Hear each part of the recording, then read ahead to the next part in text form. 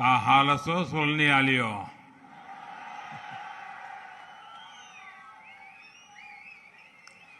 सोलन, शिमला और सिरमौर से आए आप सभी साथियों, अपने घर पर टीवी और मोबाइल फोन पर नमो ऐप पर जो इस कार्यक्रम से जुड़े हैं, मुझे देख रहे हैं, सुन रहे हैं, सबको मेरा प्रणाम।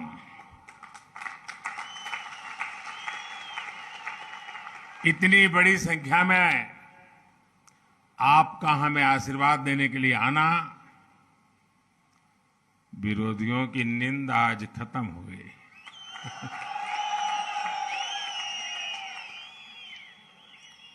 मैं रास्ते भर में जो उमंग और उत्साह देख रहा था, नौजवान जिस प्रकार से उछल उछल करके स्वागत कर रहे थे, बहुत ही यादगार पल थी। और मैं देख रहा हूं शायद 10 मंजिला सभा है।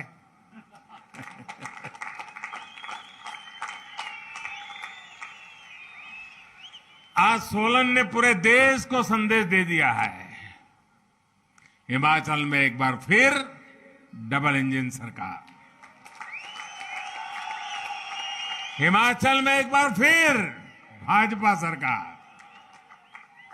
साथियों, माता शूलिनी देवी के आशीर्वाद से सोलन ने अपनी पहचान मशरूम सिटी और लाल टमाटर की वजह से रेड गोल्ड के नाम से भी बनाई है।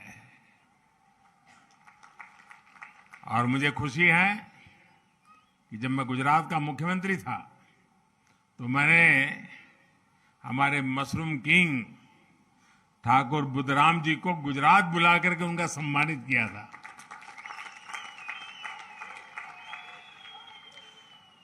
साथियों, यहां के रास्ते, यहां की दुकानें, यहां के लोग, हर कोई जब मैं यहां आया, सारी पुरानी बातें याद आना बहुत स्वाभाविक था। ये हमारे लखविंद्र राणा यहां बैठे हैं, हम दोनों इतना ट्रैवलिंग करते थे पहले। एक साथ बहुत दौरा होता था मेरा। लखविंद्र हमेशा मेरे साथ में रहा करता था। और ये सोलन मॉल रोड पर हमारे मनोहर लाल जी के चने,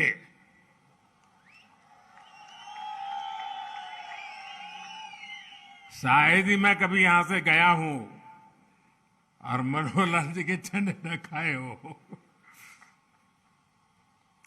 ये हमारे राजीव बिंदल बैठे हैं, हमारे सोफत जी, धीरेन्द्र कश्यप जी, मनोहर लाल सूरी जी, वैद्य राम कुमार बिंदल जी, अनेक पुराने साथी, सबके साथ कंधे से कंधा मिला के काम करने का अवसर मिला। हमारे रामानंद ठाकुर जी, JL शर्मा जी, गोकुलचंद मेहता जी, बहन रितु सेठी, अभी मुझे हेलीपैड पे मिलना हो गया। सबके साथ इतना काम करने का आनंद आया, अवसर मिला। और मैं अक्सर यहाँ सोलन रेस्ट हाउस में रुकना होता था मेरा, और मुझे याद है वहां एक हमारे खड़क बहादुर और दूसरा शायद सुंदर, ये 2 चौकीदार हुआ करते थे। सोलन ने मुझे खूब खिलाया भी है और सोलन ने मुझे बहुत कुछ सिखाया भी है। और इसलिए मैं सोलन का डबल कर्जदार हूं, और इसलिए मुझे हिमाचल में डबल इंजन की सरकार आप सबसे आशीर्वाद से बनेगी, ये पूरा विश्वास है, आपके प्यार पर विश्वास है। साथियों, हिमाचल में बिताए लंबे समय की जो स्मृतियां, वो आज भी मुझे हिमाचल की तरफ खींचती है। और ऐसा बहुत कम मिलता है कि कोई ऐसा प्रधानमंत्री हो जो एक राज्य को इतनी बारीकी से जानता हो। ये मेरा सौभाग्य है कि मैं हिमाचल के हर गली मोहल्ले को जानता हूं। और इसलिए आपने भी देखा है कि मैं देश में रहूं या विदेश में, हिमाचल के साथ मेरा जो लगाव बना रहता है, न हिमाचल मुझे छोड़ता है न मैं हिमाचल छोड़ता हूं। आपको मालूम होगा कुछ दिन पहले मैं इजराइल गया था, तो इजराइल में मैं हिमाचली टोपी पहन करके कार्यक्रम में गया, तो लंबे अरसे तक चर्चा चली, कहां इजराइल, अरे मोदी जी हिमाचल में की टोपी पहन करके इजराइल में घूम रहे हैं।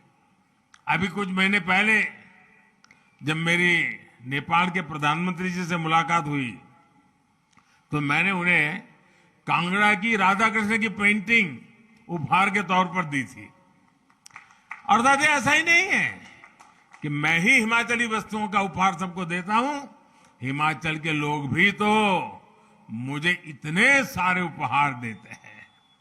अब जैसे 2-3 सप्ताह पहले जब मैं केदारनाथ जी में था, दिवाली के एक दिन पहले, तो जो चोला डोरा मैंने पहना था, वो चोला डोरा मुझे हिमाचल की एक बहन ने भेंट किया था।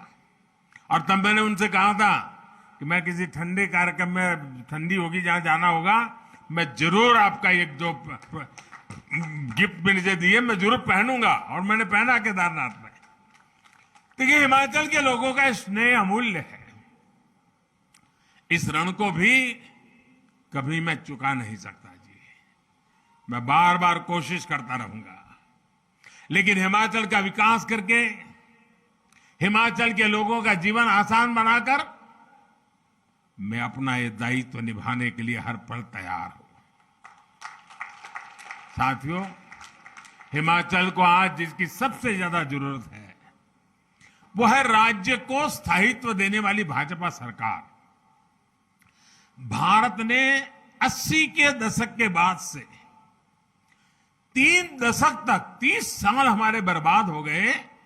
आपने देखा होगा दिल्ली में अस्थिरता रही, सरकारें आती थी जाती थी, आती थी जाती थी, बार बार चुनाव होते थे, हजारों करोड़ रुपए का बर्बादी होती थी, न नीतियों में स्थिरता, सारा माहौल बिगड़ चुका था।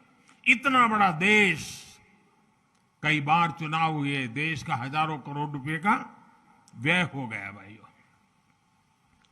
अगर यही स्थिति बनी रही, इस अस्थिरता के समय